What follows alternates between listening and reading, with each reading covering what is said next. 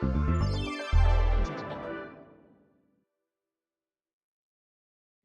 day and welcome back to the Committed Podcast. Today we are thrilled to welcome back Coach Nikki Palmer to the show as she prepares to lead the UC San Diego Tritons into her first season as head coach. She's no stranger to me and definitely no stranger to this program.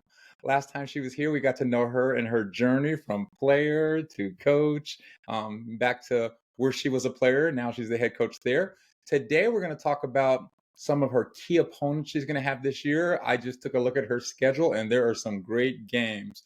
We're also going to talk about some of the impact players and what it means to build a winning culture at UC San Diego. Coach Palmer, welcome back. It's great to have you. Yeah, awesome. Always fun being here. Thanks, Mike. Cool, cool, cool. Hey, so I want to get right into the schedule. I was glancing at it before we jumped on. Right off the bat, BYU, a consistently strong team. How are you preparing your players to face such a disciplined and competitive program? Yeah, I mean, we know that we got a big bite in front of us, and so we just got to train hard every day and not be afraid of anybody. We're building here and we're building something special, so we're really focused on the process and not the outcome right now. Excellent, excellent. I guess that's always the way to do it. As long as you're focused on the process, you can get better and win even when you don't always win. So that's a good thing. Obviously, if someone was to glance at your schedule, the name that pops out on everybody's schedule is UCLA. Definitely a powerhouse in college softball. I'm assuming you're going to them, right? Are you going to Yeah, Westwood? we're gonna You're go up going there. there. Mhm. What does competing against a team of that caliber mean to your program? I think it's great. I mean, it's an amazing experience for especially a lot of these SoCal girls that grew up kind of watching that program. They're a perennial powerhouse year over year, and it's something that is a great opportunity for our women to get out there and make a name for themselves and compete and win every inning and try to, have a respectable game against a really tough opponent. So we're excited to go up there and, get in the ring with them and learn a lot about ourselves. And I think it'll be a great opportunity for us. Nice. I love it. Win every inning, every at bat, every pitch. Let's go. Let's compete. That's cool. That's cool. One of the teams that's actually going to be a conference opponent that stood out to me as well as Cal State Fullerton. They're always strong. I believe they won the Big West last season. How are they going to be kind of a measuring stick? Obviously, they've led the conference in the past. What are we hoping to learn from that matchup? And I shouldn't say matchup because you're going to be playing them several times. Yeah, so yeah, we have them on our schedule as we always do, right, for Hmm. Big West Conference, and this is UCSD's first year being postseason eligible. So we are going to try everything we can to get to the conference tournament this year, which is also held at Fullerton. I think Fullerton's going to be tough, but I think we have a lot of good, tough opponents in our conference, as we do every year. Nobody is easy. Nobody is an easy win or an easy weekend series, what have you. So they got a new head coach too, so I expect good things out of them because Gene always does a nice job. But we're focused on the game in front of us, and we are going to approach them and play Triton softball just like we do against everybody else. So Absolutely. hats off to them. They're always a good opponent, but I like us this year. So I love it, coach. No matter how much I try to get you away from it, you're focused on your goal and your team. So, and I kind of knew you would. I do want to get into the roster. Again, we talked about them a little bit in the past. I want to talk about more of the players this time and kind of what we expect to see them. But there's one more opponent on your roster. There's a conference opponent, but it's also the team you just finished coaching in the not too distant past, UC Riverside. Facing your former team, it must bring some emotions and insight. How are you approaching this game versus some of the others? same as we do every other game. Okay. Oh yeah, I mean, I think definitely left some unbelievable young women there. Nothing but respect for them and that program and what they're building, and just great human beings, top to bottom. So obviously, it was difficult walking away from such a great group of women.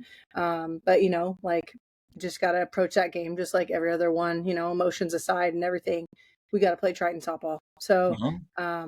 I like what we're building here. I trust us. I trust our process oriented self, and so yeah, I think it'll be a great series for us. It'll be fun to watch. Cool, cool. Is there any advantage there? I mean, some of your players might know your tendencies, but then you're going to know some of what your players like to do. So, is there any advantage either way? I mean, maybe definitely got to change some of my signs. Oh.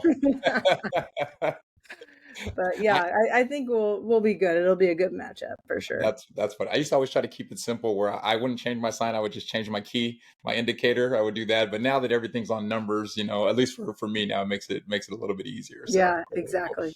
So, all right, well, I want to dig a little bit into the Triton roster. Obviously, that's where your focus is. And again, last time we spoke, you were on campus for a little while, but you were still getting to know a lot of the young ladies. You're still doing some recruiting and definitely some developing. Let's talk about in the circle first off. Sure. Who are some of the pitchers to watch for and maybe some of their strengths? Well, this year we have 4 pitchers, so not hard to keep track of them. Yeah. We're returning India Caldwell, who was arguably the ace the last couple of years, last year, I should say, and then returning Claire Adams, who was helpful to assist India last year, and then Okay. we have 2 freshmen that are starting to kind of make a name for themselves. If you're familiar with San Diego softball, I'm sure you've heard of them. They're both from San Diego County. Callie Christian, who is more of our speedster, Okay. throws hard, and then Lauren Roselle, who has really nice vertical separation. So we're excited to have her kind of feed some good balls to the defense, and we're looking to Callie a little bit more for the swing miss pattern. So Good. I think overall, Coach Key's doing a great job with our pitchers, and I expect them to balance each other out really well. And overall, like only having 4 pitchers, we're going to have to work together and balance, Yeah. pick up each other throughout the 7-inning span. And so I think probably a little bit more pitch by committee than usual. But yeah, we got a lot of talent in those 4, so Yeah. we should be able to do a lot. That's really cool. I mean, hey, 4 pitchers, everybody gets to eat. So I'm sure, barring any setback, hopefully everybody stays healthy. That's gonna be Yeah. really good. And I think it's so important that the pitchers complement each other, where you have some East-West girls, North-South girls, some that spin it speedsters, and so that's really really good. Well, let's talk about the opposite side of the equation. Who's swinging it right now for the Tritons? Who are some names to watch out for? Yeah, we have some really good hitters in our lineup. I mean, I'm just trying to think of like who our leaders were from the preseason, but I think Elise Nishimura, who is a transfer from UC Riverside, actually, Okay. is one of our better hitters. And then we have some 3-way play, or like what do you call it, like triple threat players Okay. in Morgan Ing, who is kind of been a powerhouse here ever since her freshman year. Mm-hmm. Probably one of the fastest players in the conference. And then we brought in a junior transfer from Fullerton College, and Haley Garcia. Okay. And she's incredibly dynamic, very, very good. We have a freshman, Emma Umamura, who Okay. swings a big bat. She's very, very talented. Nice. Alexa DeMars, a returner that is a great, great hitter. And then, we have a lot of other players in there that kind of mix in as well. Zara Wasserman with the big bat, Chloe Lesko right behind her.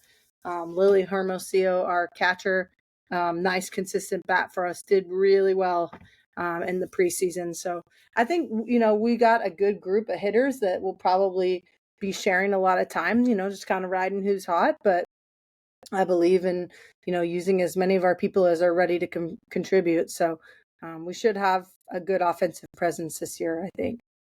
Very cool, very cool. And I know last time we talked, you talked about how much you like to run the bases. I know you got some rabbits. I know, like I said, speed. I think that's the thing that separates, at least for me, baseball from softball. There's a lot of similarities, but the game of softball is so fast, and speed on Yeah. the base paths there is a real tool. I know you mentioned one of them. Who are some of your rabbits? Who are going to some of the girls are going to steal some bases? Yeah, so Morgan is definitely one of our fastest. Haley's Mhm. really fast too. And then we have a lot of call them like 2s or 1.5s that are like just kind of a Wow. notch below them. Alexa's fast. Elise is fast. A bunch of our shortstops that kind of rotate through there are very fast. We got Rihanna Alano, Hmm. who can move really well. Yeah. And then, we're going to have some girls that are going to be able to contribute no matter if they're playing or not. We got a catcher / outfielder and Sam Womack, who's fast. We have quite a bit of speed this year, which is a nice a nice thing to have. So Very, very good. It's so hard to defend against speed, and then, when you have it, you definitely have an advantage. So yeah. good. Are there any girls that's kind of stepped up as team leaders? I know you've talked about some veterans. You've had a girl that have been there for a few years. Who are our team leaders? I mean, right away, Alexa DeMars is one of our returners. She's a senior. She's also our TAC president. So it's like the Okay. student athlete Okay. council. She's the president of that whole thing. So immediately she is a leader of not just our team, but all the all the sports. So she's phenomenal, and we're really, really fortunate to have someone like her in the top of our team. I'm gonna definitely miss her when she graduates. Riley Erickson's also a great leader for us. She's another senior. And then, we have some young ones that have been stepping up too, like Chloe Lesko has been able to use her voice really well. India obviously is one of our leaders, being the one that's in the circle most of the time. So, yeah, and I think that some of our freshmen are starting to use their voices and speak up. I mean, age doesn't know about who's a leader Yeah. and who's not. Yeah.